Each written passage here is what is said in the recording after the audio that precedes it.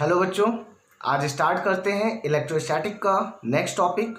देखिए, previous topic में हम लोगों ने पढ़ा था कि electric field intensity due two point charge कैसे फाइंड करेंगे। ओके, और वहाँ पर इलेक्ट्रिक फील्ड इंटेंसिटी हमारी आती थी KQ/R²। अब आज हम लोग क्या पढ़ेंगे कि हमारा जो चार्ज था वो पॉइंट चार्ज नहीं रहेगा। इट मीन्स कि कोई भी हैवी बॉडी है, कोई भी बॉडी है, उस बॉडी पे चार्जेस यूनिफॉर्मली डिस्ट्रीब्यूट होंगे और उस पर्टिकुलर बॉडी से किसी पर्टिकुलर डिस्टेंस पे हम इलेक्ट्रिक फील्ड कैसे फाइंड करेंगे। चलिए स्टार्ट करते हैं, देखते हैं कैसे फाइंड किया जाता है। हेडिंग डाल लीजिएगा, electric field due to charge distribution. Suppose करिए एक क्वेश्चन है हमारे पास, एक रॉड है, उस रॉड में पॉजिटिव चार्ज यूनिफॉर्मली डिस्ट्रीब्यूट है और टोटल चार्ज Q है, यूनिफॉर्मली डिस्ट्रीब्यूट। अब इस रॉड से a डिस्टेंस की दूरी पर एक पॉइंट P है। ओके, इस P पॉइंट पर इस रॉड के थ्रू क्या इलेक्ट्रिक फील्ड होगी, मतलब इस रॉड पे जो चार्ज Q है, इस Q चार्ज की वजह से इस पॉइंट P पर इलेक्ट्रिक फील्ड इंटेंसिटी क्या होगी। देखो, यहां पर आप पॉइंट चार्ज का फॉर्मूला नहीं लगा सकते। पॉइंट चार्ज में हमने क्या पढ़ा था? पॉइंट चार्ज में हमने पढ़ा था कि इलेक्ट्रिक फील्ड इंटेंसिटी निकालते थे हम लोग क्या, KQ/R²। बट ये फॉर्मूला सिर्फ और सिर्फ वैलिड था फॉर पॉइंट चार्ज।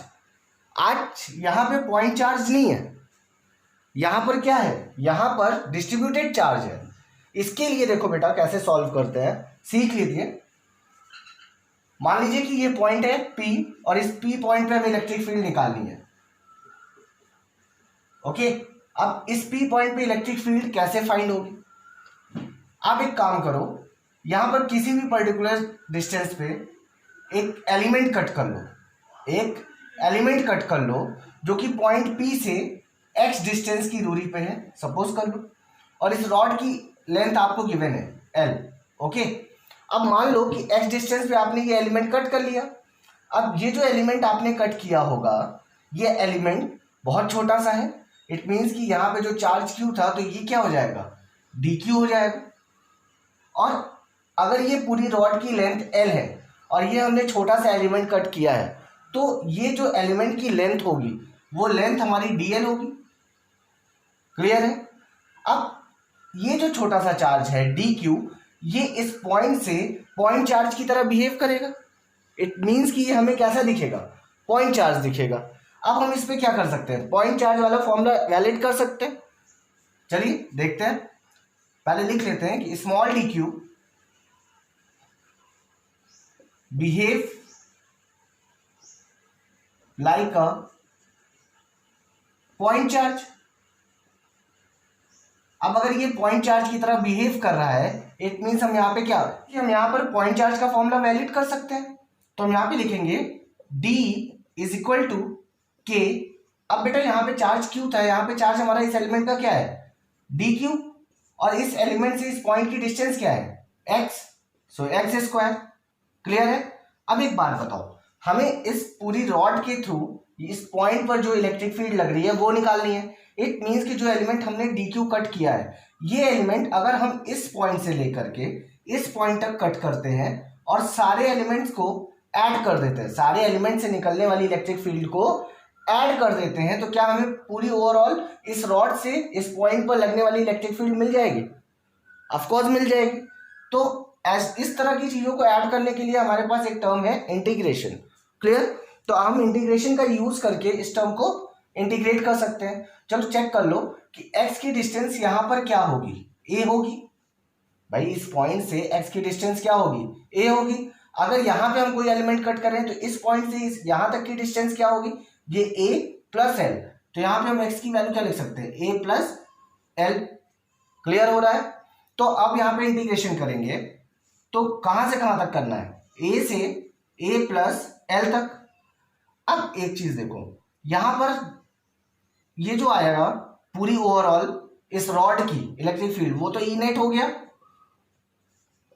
= अब ये K कांस्टेंट है, K बाहर आ जाएगा, इंटीग्रेशन ए से a plus L D Q upon x square. अब बेटा एक बात बताओ, क्या कोई चार्ज इस x के साथ इंटीग्रेट होगा? अगर हमें इसे इंटीग्रेट करना है तो हमें कुछ x का टर्म चाहिए ना, dx वगैरह। तो कोई ऐसी चीज है जिससे हम ये dx ले आए? तो बेटा एक न्यू टर्म है, चेक कर लो आप, लीनियर चार्ज डेंसिटी। ये क्या होता है? Linear charge density it means charge per unit length, charge per unit length. इसको हम लोग डिनोट करते हैं लैम्डा से। ये हो गया हमारा Q अपॉन L। अब अगर ये लीनियर चार्ज डेंसिटी हम छोटे चार्जेस एलिमेंट के लिए देखें तो ये क्या होगी? लैम्डा, यहां पे लिख लेता है, lambda is equal to D Q upon D L. अब यहां से अगर हम डी क्यू को सिंगल करें तो D Q is equal to lambda D L. दिख रहा है? अब यहां पे एक चीज चेक कर लो आप, लैम्डा डी एल चाहिए ना, तो ये लैम्डा डी एक्स लिख सकते हैं क्योंकि हमने एक्स डिस्टेंस लिया था ना, तो लैम्डा डी एक्स। क्लियर हो गया? कॉन्सेप्ट समझ में आ रहा है? अब इस डी क्यू की वैल्यू यहां पे पुट कर देते हैं तो ये क्या हो जाएगा कि integration A to A plus L, D Q की प्लेस पर क्या लिखोगे बेटा? Lambda D X upon x square. अब लैम्डा हमारा कैसा है? कांस्टेंट टर्म है, तो अगर लैम्डा कांस्टेंट है तो ये भी बाहर आ जाएगा कि lambda integration what A to A plus L 1 upon x square D X. Clear हो रहा है? अब सुनो, इसको इंटीग्रेट कैसे करते हैं, सबको आता होगा कि लैम्डा यहां पे एक्स ऊपर जाएगा तो -2 + 1 अपॉन -2 + 1, यही होगा ना integration A to A plus L. अब इसको आप सॉल्व करोगे तो क्या आएगा बेटा? के लैम्डा, अब यहां क्या हो गया? ये माइनस साइन आ गया, ये x नीचे आ जाएगा 1 अपॉन एक्स और इसकी वैल्यू ए प्लस एल। अब इसको आप पुट करो, क्या रखोगे बेटा? कि lambda -1 upon a plus L minus minus plus 1 upon a. अब इसको आप ऐसे भी लिख सकते हो, E net is equal to K lambda bracket 1 upon a minus 1 upon a plus L. Clear है? अच्छे से लिख लेते हैं। लैम्डा की वैल्यू हम क्या लिख सकते हैं? मान लो हमको लैम्डा की टर्म में नहीं लिखना तो लैम्डा की जगह पे हम क्यू अपॉन एल लिख सकते हैं। तो हम यहां लिख सकते हैं E net is equal to K Q upon L bracket 1 upon a minus 1 upon a plus L. Clear है? So this is your electric field intensity due to a rod. अब दूसरे कुछ क्वेश्चंस देख लेते हैं जिसमें हम यूनिफॉर्मली डिस्ट्रीब्यूटेड चार्ज से किसी पॉइंट पर कैसे इलेक्ट्रिक फील्ड इंटेंसिटी निकालेंगे। ओके, रफ करते हैं इसको।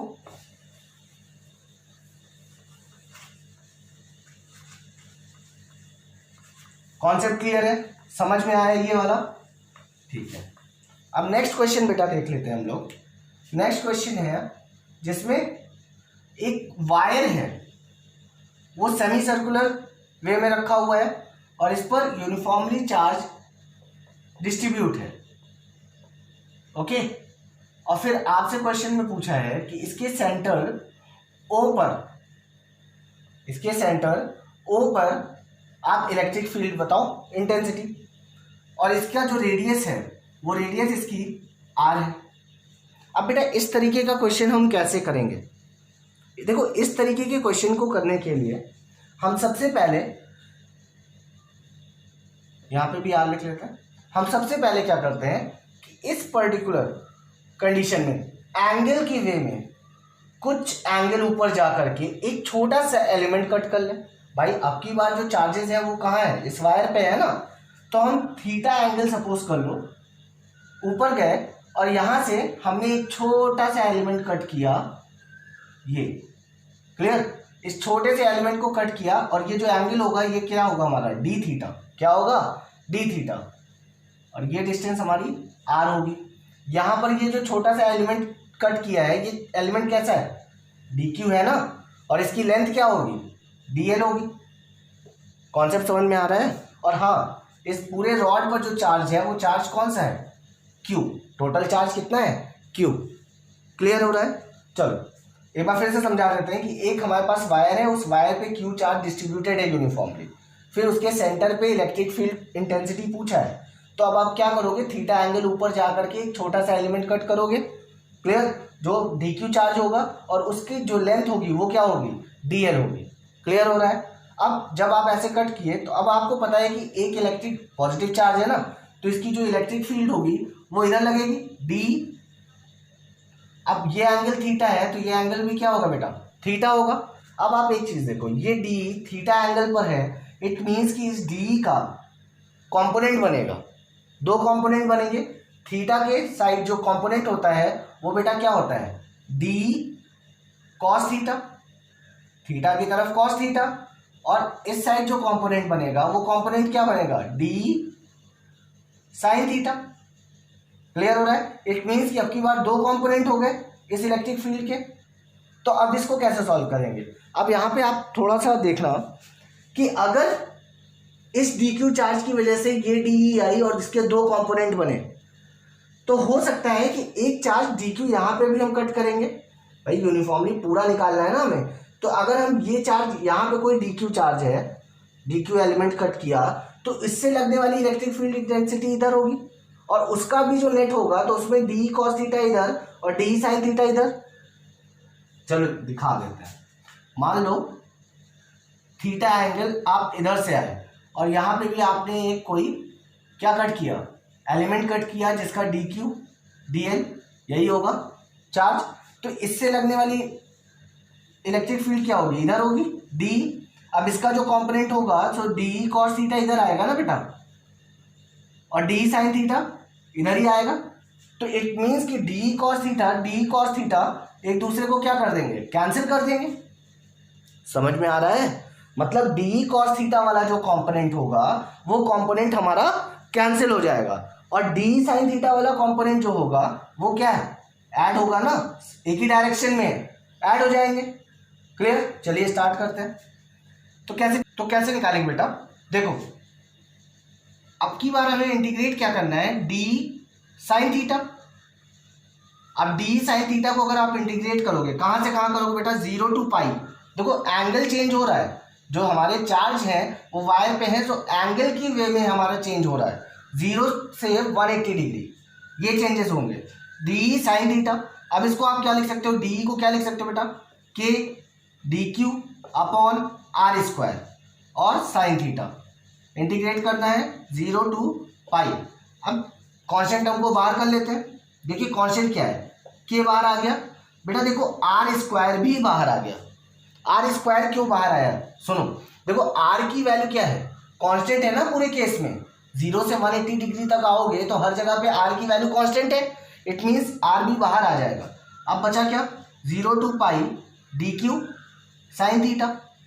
अब हमारे पास प्रॉब्लम ये आ गई कि सर ये डी क्यू है और ये साइन थीटा, तो इंटीग्रेशन हम कैसे करेंगे, ये थीटा के फॉर्म में होता, डी थीटा होता तो हम इसका इंटीग्रेट कर लेते।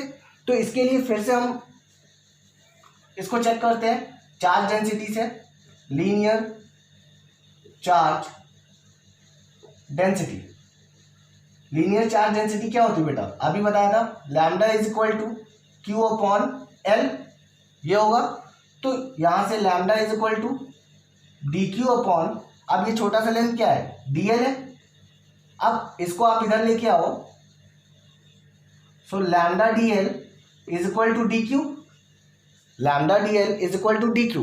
अभी भी यार देखो यहाँ पे साइन थीटा है, यहाँ पे डी एल है, तो अब हम क्या कुछ ऐसा कर सकते हैं कि ये थीटा के फॉर्म में आ जाए। तो देखो बेटा आपने इतना तो नॉलेज होगी आपको कि theta is equal to R upon radius होता है। So arc is equal to theta into radius हो जाएगा। अब अगर इसको हम चेक करें तो आर्क हमारा क्या है बेटा, डीएल है ना, डीएल एक आर्क ही तो है, तो हम यहाँ पे लिख सकते हैं डीएल इज इक्वल टू, अब ये जो थीटा है ये हमारा कैसा है, डी थीटा है, डी थीटा या आर डी थीटा लिख लो। ओके, सो डीएल की प्लेस पे हम क्या लिख सकते हैं, R D theta. So D Q is equal to lambda R D theta. अब इस वैल्यू को हम यहाँ पे उठा के पुट कर देंगे, इस वैल्यू को उठा के यहाँ पे पुट कर देंगे। चलिए सॉल्व करते हैं, देखते हैं क्या आएगा बेटा।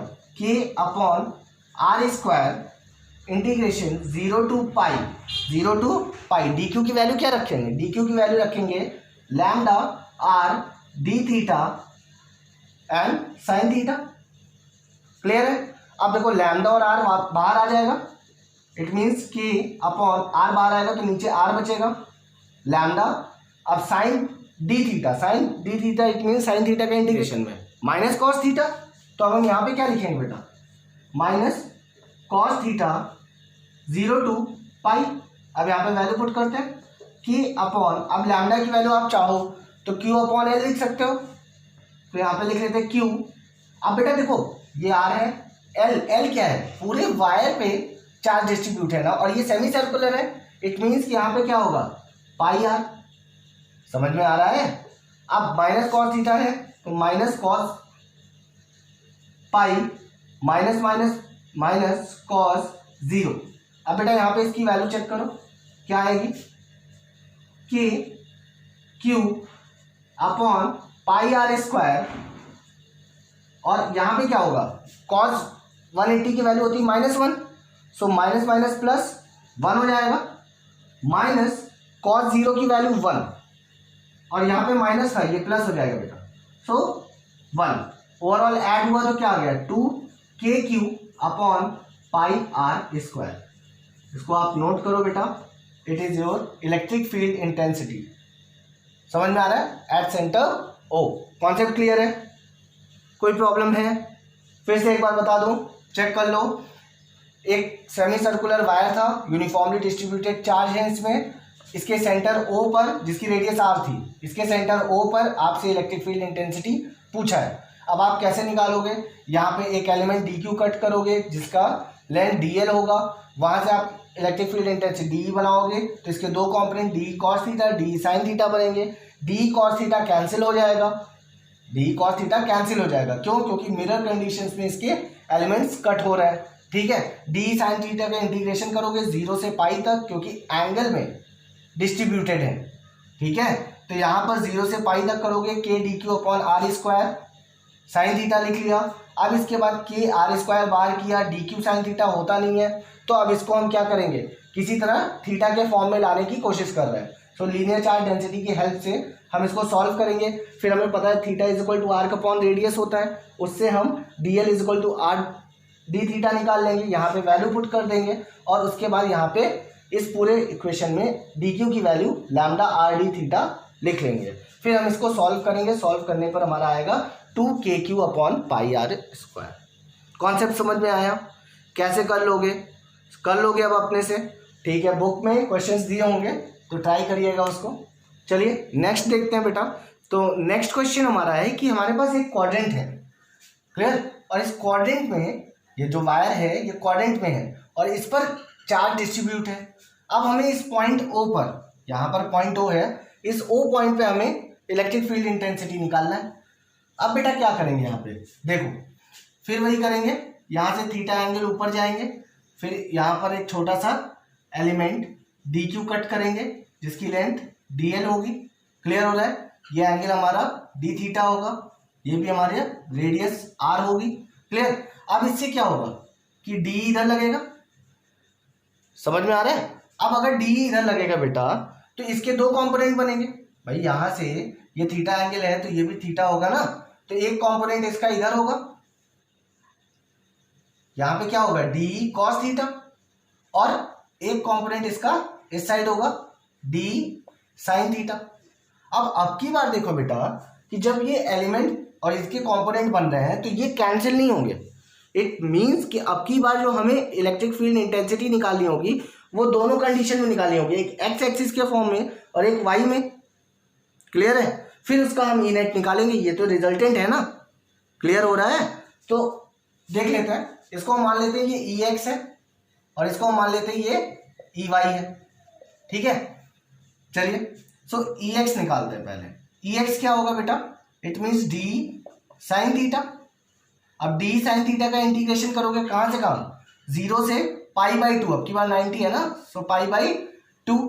अब इसको कैसे करेंगे, डी की वैल्यू क्या रखोगे बेटा, 0 से π/2, डी की value k dq upon r square sine theta, x में क्या है, सॉरी कॉस थीटा,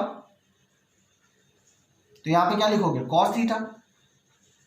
अब बेटा इसको देखो, k बाहर आ गया, r स्क्वायर बाहर आ गया, इंटीग्रेशन 0 से π/2 क्या आ गया dq cos थीटा, फिर से dq आ गया।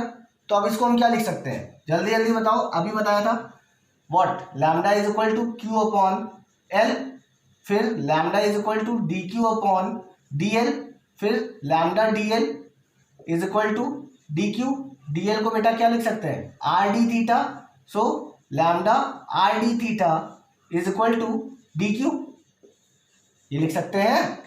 कॉन्सेप्ट समझ में आ रहा है, तो इसको लिख लेंगे, तो यहां पे लिखते हैं k upon r square 0 to π/2 बेटा dq, dq की जगह पे क्या लिखोगे अब, lambda r d theta cos theta.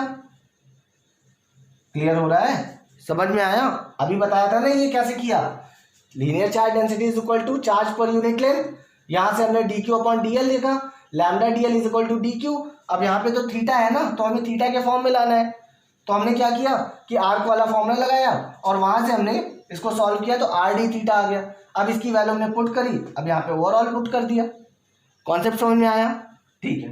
अब k upon R square, lambda बाहर आ जाएगा, आर बाहर आ जाएगा, अब कॉस थीटा डी थीटा, इसका बेटा क्या आएगा साइन थीटा, कहां से कहां 0 से π/2। क्लियर हो रहा है। अब देखो ये आर से ये स्क्वायर कैंसिल हो गया, सो k अपॉन आर, अब लैम्डा, लैम्डा को चाहो तो लैम्डा में लिखो, या तो आप उसकी जगह पे लिख सकते हो q अपॉन एल। अब यहाँ पे l क्या होगा, यहाँ पे π/r था ना, सो πr/2 ये होगा, तो आप लिखना चाहो तो लिख सकते हो। साइन थीटा, साइन थीटा की वैल्यू अब π/2, सो साइन 90 क्या होता है बेटा माइनस साइन 0, तो साइन 90 की वैल्यू 1, तो यहाँ पे क्या आएगा k लैम्डा अपॉन r, इसकी वैल्यू 1 होती है। क्लियर हो गया। इलेक्ट्रिक फील्ड इंटेंसिटी कैसे फाइंड किया, फिर से बताएं। अब ये तो Ex था, अभी हम Ey निकालते हैं। Ey बेटा इट मींस Ey में हम क्या डी साइन थीटा रखेंगे, सो डी साइन थीटा का इंटीग्रेशन 0 से π/2, चेक कर लेते हैं। Ey is equal to D sine theta, it means k dq upon R square sine theta, फिर से हमारा क्या होगा बेटा Ey, तो k बाहर आ गया, आर स्क्वायर बाहर आ गया, इंटीग्रेशन 0 से π/2 क्या होगा dq, क्या अभी हमने रखा था, तुरंत बताओ, lambda R D theta sine theta, फिर यहां से k upon R square, lambda और r बाहर आ गया, 0 से π/2 what sine theta D theta, ये आ गया। अब ये स्क्वायर से ये r कैंसिल हो गया, सो k लैम्डा अपॉन r, अब साइन थीटा बेटा, साइन थीटा का क्या होगा इंटीग्रेशन माइनस कॉस थीटा 0 से π/2, इसको चेक कर लो, ये भी वही आएगा k lambda upon r। Clear हो गया। तो ये आपका था Ey, ये क्या था बेटा आपका Ex। अब हमें क्या निकालना है, हमें रिजल्टेंट निकालना है, तो रिजल्टेंट क्या होगा, जो ई नेट होगा वो क्या होगा बेटा, वो होगा रूट Ex का स्क्वायर प्लस Ey का square plus 2 Ex Ey cos 90।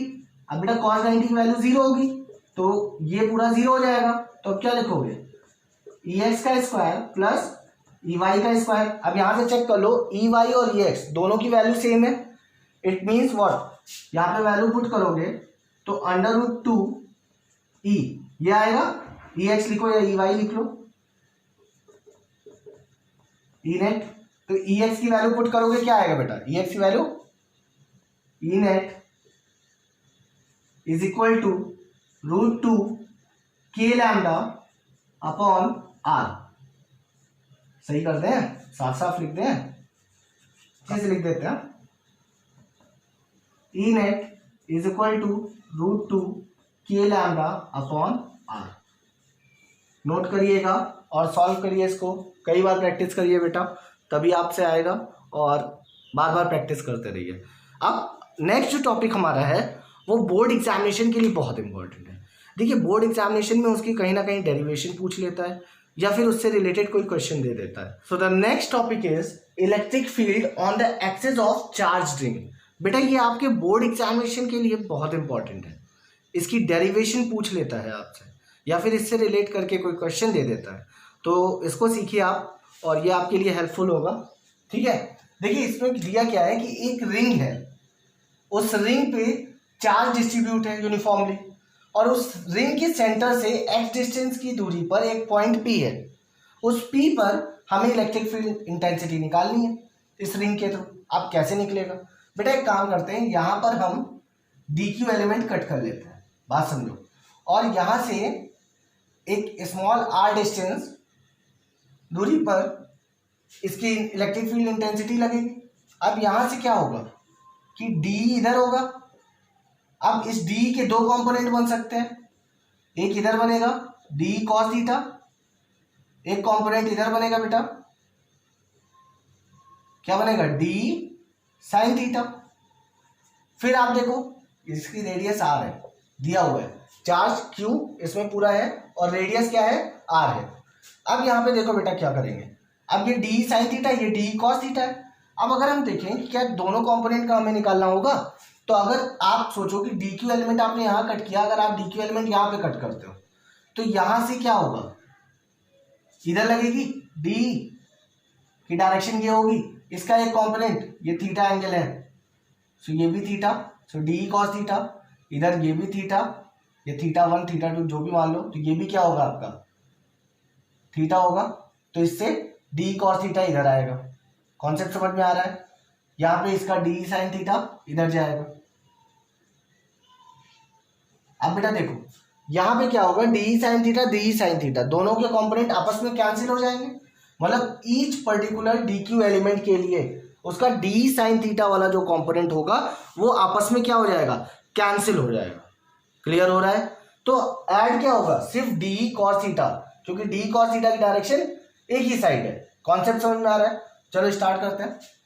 देखो यहाँ पे क्या लिखोगे, ई नेट निकालना है आपको, तो आप इंटीग्रेशन करोगे किसका, d cos थीटा का। आप ये स्टेटमेंट खुद से लिख लेना कि the component of d sin theta are cancel.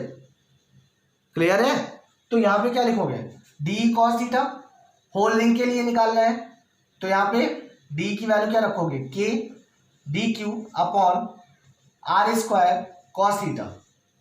Clear है, अब यहाँ पे k बार आ गया, r देखो सबके लिए क्या होगा, ये r अब की बार वेरिएबल है या कांस्टेंट है। देखो रिंग है ना, रिंग से किसी पॉइंट पे निकाल रहे हो तो किसी भी पर्टिकुलर dq एलिमेंट से लोगे तो आपको वो r की डिस्टेंस कैसी दिखेगी, सेम दिखेगी। इट मीन्स ये r आपका कैसा है बेटा, कांस्टेंट है। r अगर कांस्टेंट है तो यहाँ पे r स्क्वायर भी बाहर आ जाएगा। अब integration dq cos theta. Clear है, अब एक बात बताओ, cos थीटा की बात करते हैं, क्या cos थीटा कांस्टेंट है, यस, थीटा भी तो कांस्टेंट होगा। 3D समझो ना, 2D वे में, कि एक पर्टिकुलर रिंग है, किसी पॉइंट से आप उसका क्या कर रहे हो, एंगल मेजर कर रहे हो, तो किसी भी एलिमेंट पे आप चेक कर लो, वहां पे थीटा क्या होगा, कांस्टेंट होगा। इट मीन्स कि यहाँ पे cos थीटा भी बाहर आ जाएगा। सो k upon r square cos theta, और इस इंटीग्रेशन ऑफ dq। अब बेटा पूरे रिंग का अगर एलिमेंट चार्ज का इंटीग्रेशन करते हो और ऐड करते हो तो टोटल चार्ज q ही तो आएगा। तो आप यहां पे लिख सकते हो कि E net is equal to k q upon r square cos theta. Clear है, अब बेटा देखो cos थीटा को हम क्या लिख सकते हैं, देखो हमें इसे cos थीटा के फॉर्म में नहीं लिखना, तो यहाँ पे cos theta is equal to b upon h लिख सकते हैं। तो आप यहां लिख सकते हो के Q upon r square, b क्या है बेटा x, और h क्या है आपका r।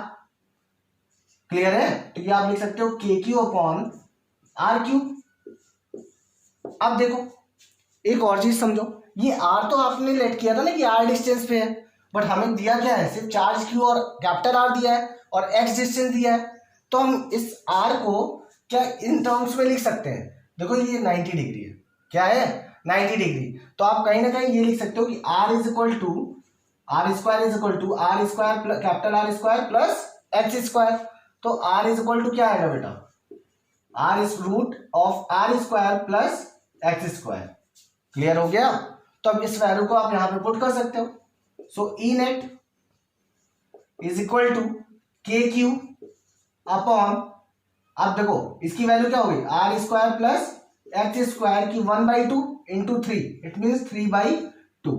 This is your electric field intensity on the axis of charge ring. Clear है, समझ में आया। अब इसमें बेटा दो केस आएंगे, वो केस आपको समझना पड़ेगा। चलो यहीं समझा देते हैं, ठीक है, दिख रहा है।